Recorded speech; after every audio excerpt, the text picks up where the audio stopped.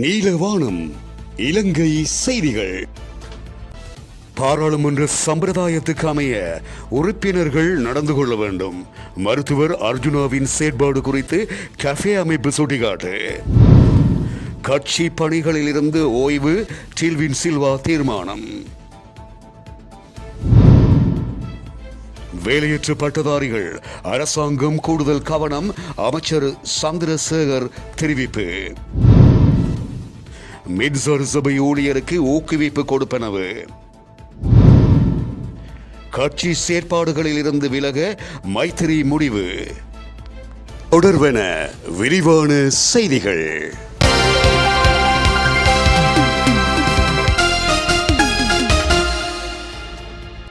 பாராளுமன்ற சம்பிரதாயத்துக்கு அமைவாக உறுப்பினர்கள் நடந்து கொள்வது இன்றியமையாதது என சுதந்திரமான மற்றும் நியாயமான தேர்தலுக்கான மக்கள் இயக்கம் குறிப்பிட்டிருக்கிறது.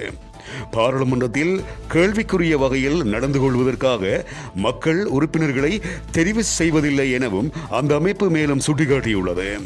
யாழ்ப்பாணம் மாவட்டத்திலிருந்து சுயேட்சை குழுவின் கீழ் இவரிடம் பாராளுமன்றத்துக்கு தெரிவு செய்யப்பட்ட ராமநாதன் அர்ஜுனா முதல் நாளிலேயே சர்ச்சைக்குரிய வகையில் நடந்து கொண்டுள்ளார் என குற்றம் சுமத்தப்பட்டுள்ளது.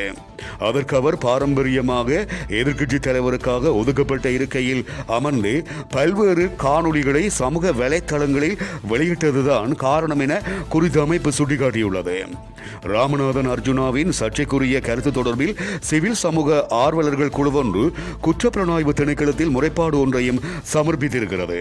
இதேவேளை பாராளுமன்ற சம்பிரதாயத்துக்கு அமைய உறுப்பினர்கள் நடந்து கொள்வது இன்றியமையாதது என சுதந்திரமான மற்றும் நியாயமான தேர்தலுக்கான மக்கள் இயக்கம் சுட்டிக்காட்டியிருக்கிறது. இதேவேளை புதிய எம்பிக்களுக்கான விழிப்புணர்வு செயல் அமர்வு இன்று முதல் நடைபெற இருக்கிறது. பாரம்பரியமாக புதிய பாராளுமன்றம் தொடங்கும் வேளையில் நடைபெறும் இந்த 3 நாள் செயல் அமர்வில் பாராளுமன்ற உறுப்பினரின் பங்கு, பாராளுமன்ற சிறப்பு உரிமை, பாராளுமன்றத்தில் சட்டம் இயற்றும் செயல்முறை, பாராளுமன்ற குழு செயற்பாடுகள் குறித்து உறுப்பினர்களுக்கு தெரிவிக்க தேவையான ஏற்பாடுகள் செய்யப்பட்டுள்ளன. பாராளுமன்ற நிலையியல் கட்டளைகள் மற்றும் அரசியலமைப்பின் விதிகள், மேலும் மின்னணு வாக்குப்பதிவு முறையை பயன்படுத்தி பாராளுமன்ற உறுப்பினர்களுக்கு வாக்களிப்பதற்கான நடைமுறை அமர்வு நடத்தப்படும். தொடர்ந்து ஊழல் தடுப்பு சட்டத்தின் ஊடாக நிறுவப்பட்ட லஞ்சம் அல்லது ஊழல் குற்றச்சாட்டு விசாரணை ஆணைக்குழு தொடர்பான சட்டங்கள் மற்றும் நடைமுறைகள் குறித்தும் அவர்களுக்கு விழிப்புணர்வு ஏற்படுத்தப்படும் என அந்த அமைப்பு மேலும் குறிப்பிட்டிருக்கிறது. மக்கள் விடுதலை முன்னணியின் செயலாளர் டில்வின் சில்வா இதுவரை தான் வகித்து வந்த பதவி மற்றும் பொறுப்புகளில் இருந்து விடுபட தீர்மானித்திருக்கின்றார். நீண்ட காலமாக கட்சிக்காக பணியாற்றிய நிலையில் மற்றும் ஒருவருக்கு வாய்ப்பு வழங்கும் நோக்கில் இந்த முடிவை அவர் எடுத்திருப்பதாக கட்சி தகவல்கள் தெரிவிக்கின்றன. அவருக்கு பதிலாக பரிந்துரைக்கப்பட்டுள்ள சிரேஷ்ட உறுப்பினர்களில் அமைச்சர் பிமல் ரட்நாயக்காவின் பெயர் முதலிடத்தில் இருப்பதாகவும் தெரிவிக்கப்பட்டிருக்கிறது. கட்சிக்காக நீண்ட காலம் அர்ப்பணிப்புடன் செயலாற்றிய நிலையில் பாரியதொரு வெற்றியை பெற முடிந்திருப்பதாக டில்வின் சில்வா குறிப்பிட்டிருக்கின்றார்.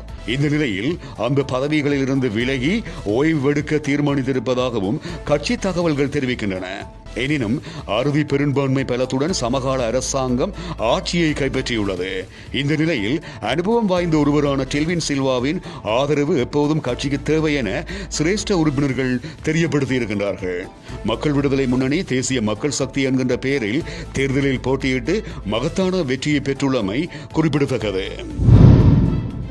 இலங்கை சுதந்திர கட்சியின் செயற்பாடுகளில் இருந்து விலகுவதற்கு முன்னாள் ஜனாதிபதி மைத்திரிபால சிறிசேன தீர்மானித்திருப்பதாக அரசியல் வட்டார தகவல்கள் தெரிவிக்கின்றன.